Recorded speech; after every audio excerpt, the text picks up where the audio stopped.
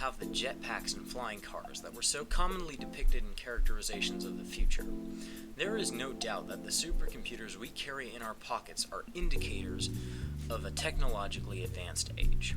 Of course, with that age comes the changes from the older ways of life.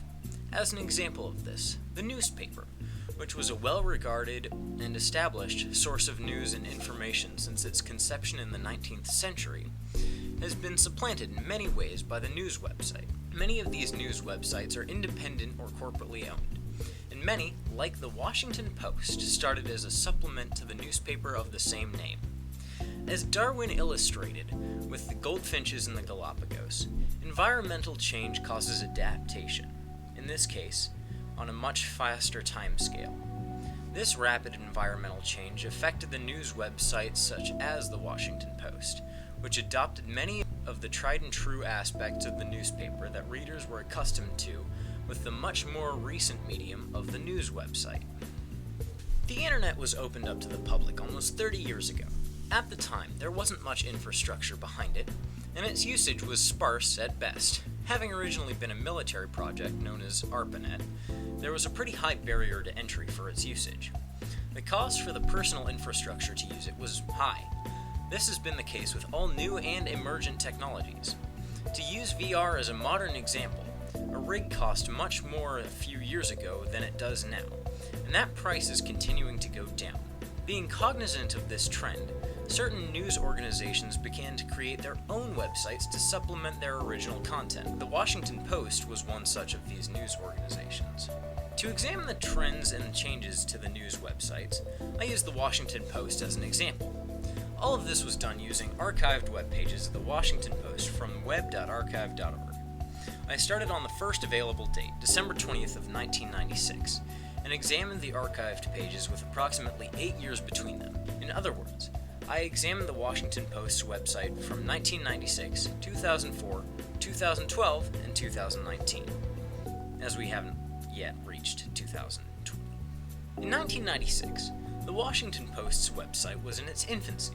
As was the case with most websites at the time, it didn't boast much. It had a few images and a few, approximately 13, short blurbs and articles that were categorized as they would be in a standard newspaper. There were a few other links leading to supplemental information like contacts for editors, and a very few simplistic advertisements linking to other websites.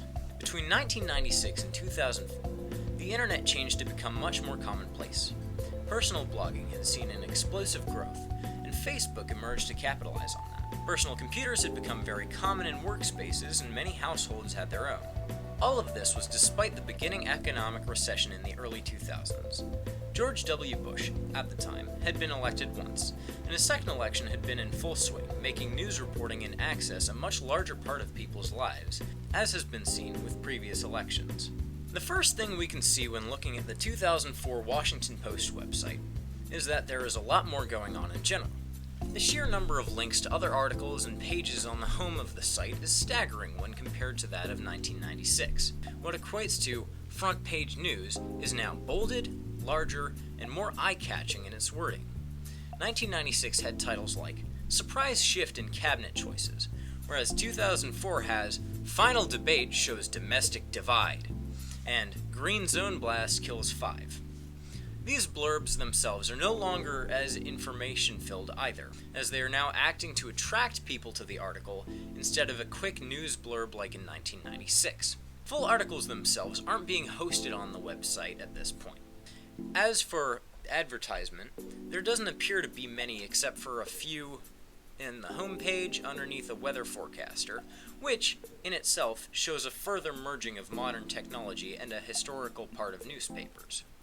Between 2004 and 2012, the use of 4G networking had become the forefront of cellular technology, which enabled the now commonplace phones to network with greater ease. These cellular smartphones allowed more people than ever to access the internet whenever and wherever, further hooking them into the 24-hour news cycle. The internet and computer technology was in much higher use than in 2004, or 1996 for that matter. Given its ubiquity, the price was lower for the new technology, and even older technology was easily accessible.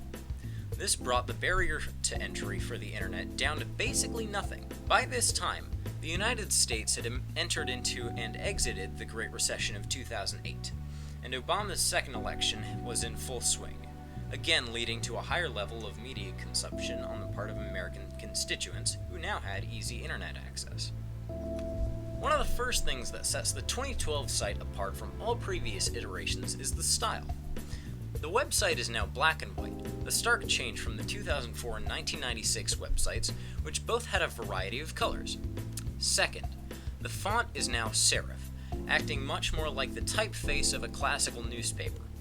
Everything is much more streamlined. The article title pattern remains the same from before. Articles are titled in boldface and are written to attract the attention of the reader, and are followed by a small blurb or snippet of the article itself. To add to that, almost every single title is accompanied with a related photo, much like it would be in a physical newspaper.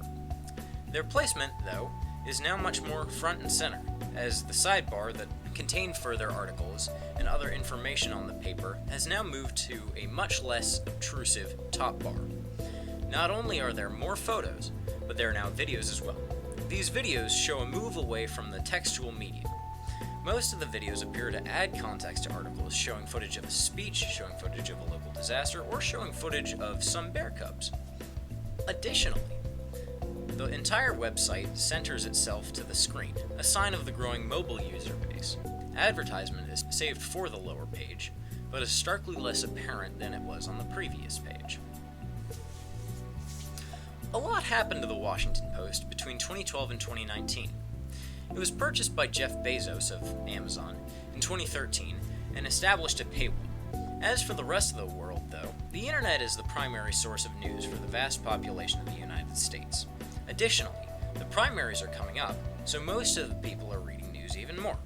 Unfortunately, there has been a wide string of attacks on news media in relation to truthfulness, with fake news becoming a major issue. If everyone has a voice like what the internet grants, then there will be some people who choose to use that voice for the wrong reasons. Regardless, many discredit news sources outside of their interest or political sphere of attention as fake news, not because they haven't read them and determined them to be false, but because they dislike what they have to say. This has hurt the news media in general. As of 2019, mobile phones are now ubiquitous, making news much easier to access for any and all who would wish to read it. Personal spending and income have increased, suggesting a stronger economy. However, the US is currently embroiled in a trade war with China, which has adversely affected many aspects of American life. Of course, people use the news to keep up with this information. The website of the Washington Post has a similar visual style to the previous, but appears more streamlined. Given Jeff Bezos is the CEO of Amazon, one of the largest providers of corporate web services in the world besides Google, it would be safe to assume at least some part of the streamlining of the website was due to Amazon Web Service Incorporation. The titles are still bolded, the blurbs are still there, the images still accompany the news. The videos are now no longer underneath the articles, but are placed at an equal level to them on the main page, suggesting an increase in their importance.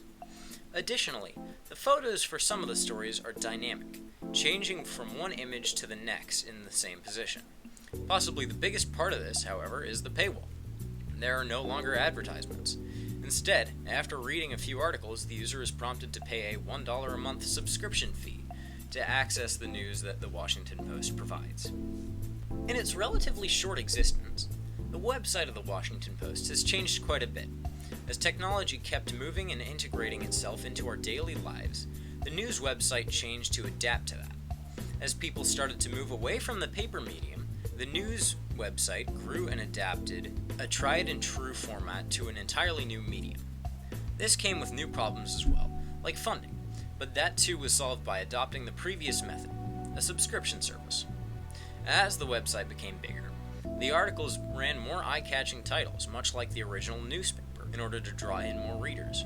And as the technology improved and the barrier to entry lowered, the Washington Post's website too improved, eventually to the point of needing to sustain itself using a paywall. To put it shortly, the Washington Post has adapted the historical methods of the newspaper into its website as the medium has grown alongside the rapidly changing environment of the internet. The most likely reason for this is that the methods of the newspaper are tried and true.